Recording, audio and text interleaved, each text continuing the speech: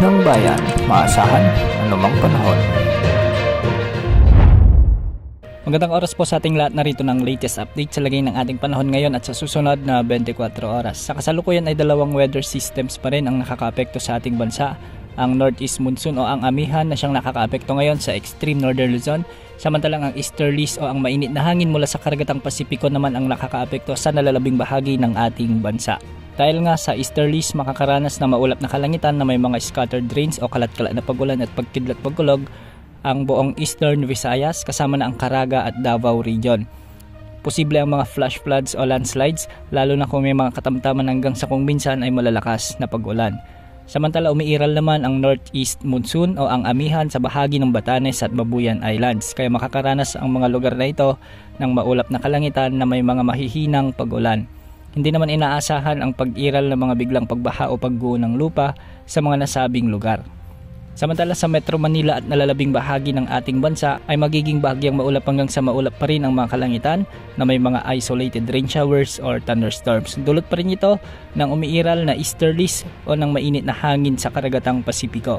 Hindi rin inaalis ang posibilidad ng mga flash floods o biglang pagbaha at pagguho ng lupa lalo na kung may mga umiiral na severe thunderstorms. Sa ngayon wala pa naman tayong namomonitor na panibagong bantang bagyo o low pressure area na posibleng pumasok sa ating area of responsibility sa susunod na 3 araw. Ngunit base naman sa latest tropical cyclone threat potential forecast ng Pag-asa, nananatiling katamtaman hanggang sa mababa pa rin ang tsansa na may mabuong bagyo sa loob ng tropical cyclone advisory domain ng Pag-asa para sa ikalawang linggo ng forecast nila. O ito yung sakop nila from November 29 to December 5. Ito ay papasok sa ating Philippine Area of Responsibility at inaasahan na lalapit sa Visayas o Southern Luzon area bago mag-dissipate o malusaw. Dahil dito nakataas pa rin ang babala para sa bagyo sa ikalawang linggo ng forecast period ng Pag-asa.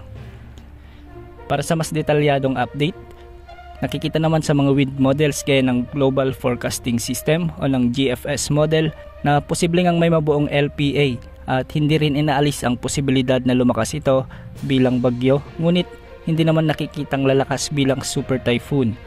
Parang bagyo lamang ito o mahinang bagyo o tropical depression lamang. Antamayanan ang mga susunod na update ukol sa potensyal na sama ng panahon na ito sa mga susunod na oras. Bukas asahan pa rin ang pag-iral ng easterlies at ng northeast monsoon sa ating bansa. Yan muna ang update sa lagay ng panahon. Ito pong weather update ng bayan, maasahan anumang panahon.